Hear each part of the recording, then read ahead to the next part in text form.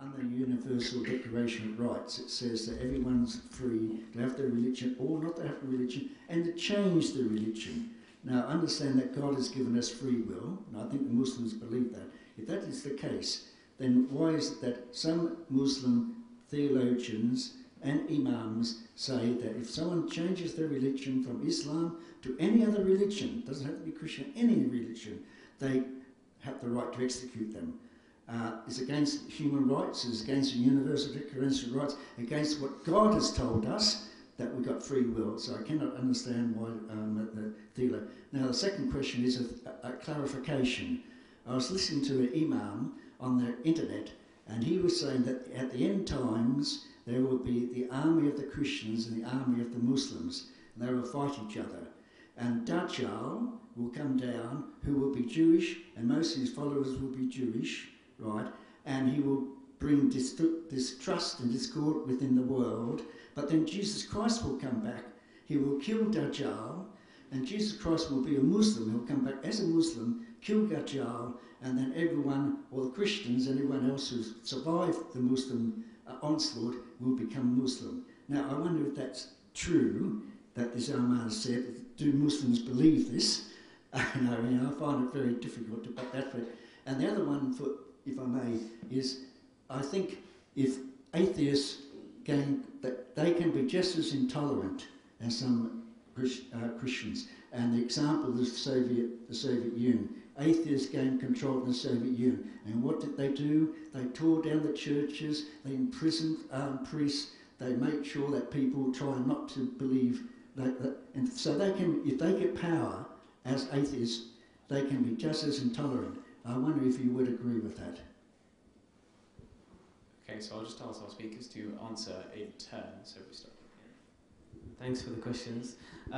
With regards to the first issue, you are right that in jurisprudence there is a law that if you are to convert from Muslim to another religion, there can be a penalty involved, and one is execution. But one thing which I just want to tell you is that in the Muslim world at this very moment, and especially in the last 20 years, this very rule is being debated by traditional and reformist scholars. It was a rule which was there a long time before, but not because of freedom of religion, but because of political reasons. That you were trying to be a covert spy, and you were saying, I'm Muslim, but really I'm a Jew or Christian, whatever religion, and you're then trying to create discord in the ummah, the nation. So the law was not actually about freedom of religion, it was about politics. What's actually happened is that this law just remained, and people have associated it with freedom of religion, but it's not. With regards to freedom of religion, all Muslims believe, yes, la ikrah fi din, there's no compulsion religion.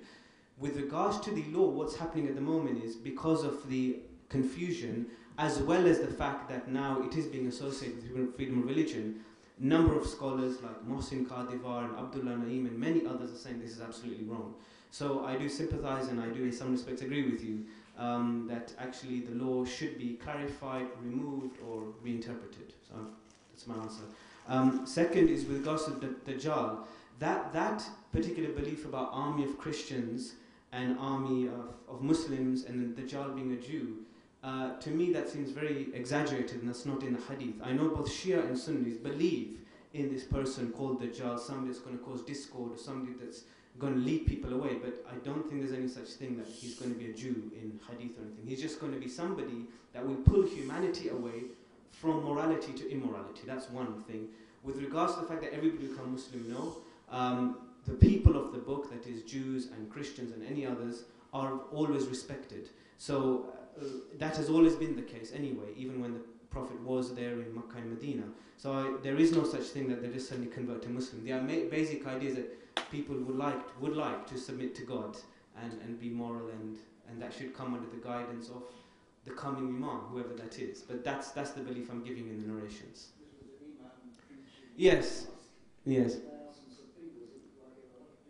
Yeah, but I must make a distinction, and there's a distinction between an alim and an imam. When you say alim is a scholar, that is professor, yes? And somebody that speaks in university, or I take university or academia very seriously, means I would do my research. Somebody in the local imam is just a preacher, just like you have in a synagogue or church or whatever, and that person is not necessarily professorial, and that's always the problem. And that's the problem that Muslims face, and even when I've attended other places of worship, there's the same problems it's faced. So I don't think that you can take that as gospel. Yeah, I mean, I can even give you references if you wish, but anyway.